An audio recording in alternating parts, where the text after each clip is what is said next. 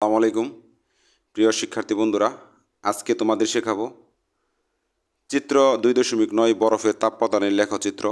তো এখানে খেয়াল করো, এই এক্স অক্ষ বরাবর সময়, এখানে সময়, আবার এখানে ওয়াই অক্ষ বরাবর তাপমাত্রা, এখানে 0 ডিগ্রি এখানে উল্লেখ করা হয়েছে।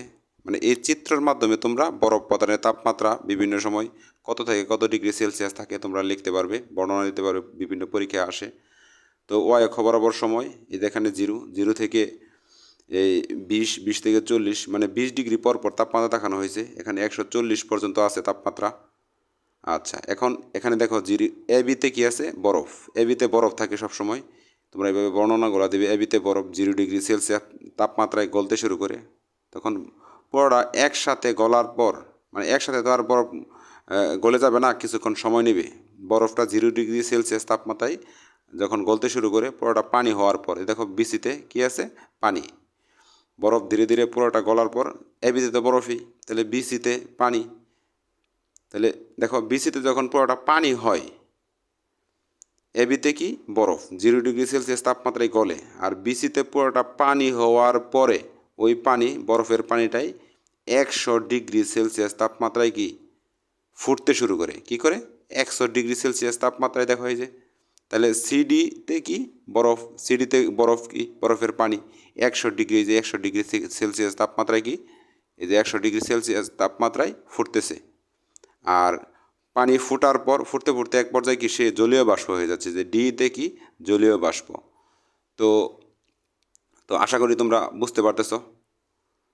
এই ধরনের তোমরা রাসায়নিক যত সমস্যা, বিভিন্ন ধরনের ক্লাস দেব আমি তোমাদের, ক্রিটিক্যাল ক্লাসগুলা।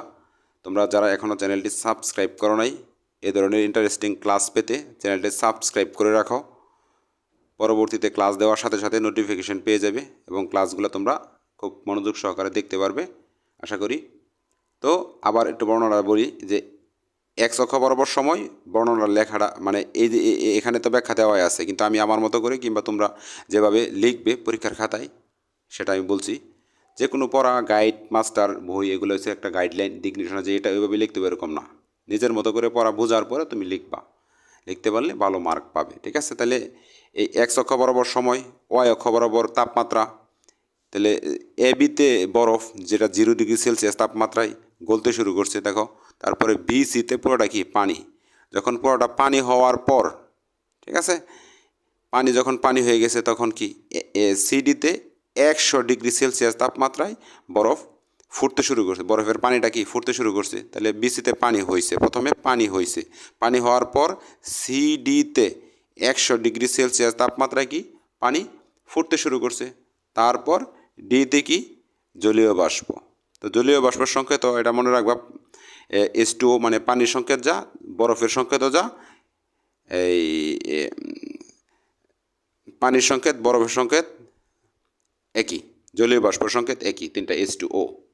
তো এটার বর্ণনাটা আশা করি তোমরা বুঝতে পারছো, ব্যাখ্যাটা। ঠিক আছে? পরীক্ষার মধ্যে একাধিকভাবে চাইতেও পারে, বরফ, পানি বা জলীয় বাষ্পের সংকেত কি, তোমরা বলবা যে কি, কিংবা লেখা দেখলে মার্ক করে নেবা নবী থেকে H2O। তো আমরা এটাও আলাদাভাবে জানলাম যে বরফ, পানি, জলীয় বাষ্পের সংকেত এটা, আর বরফ তাপ প্রদানের লেখচিত্র বর্ণনাটা এভাবে দিয়ে দেবা।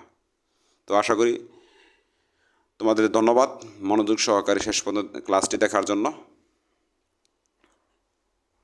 আসসালামু আলাইকুম।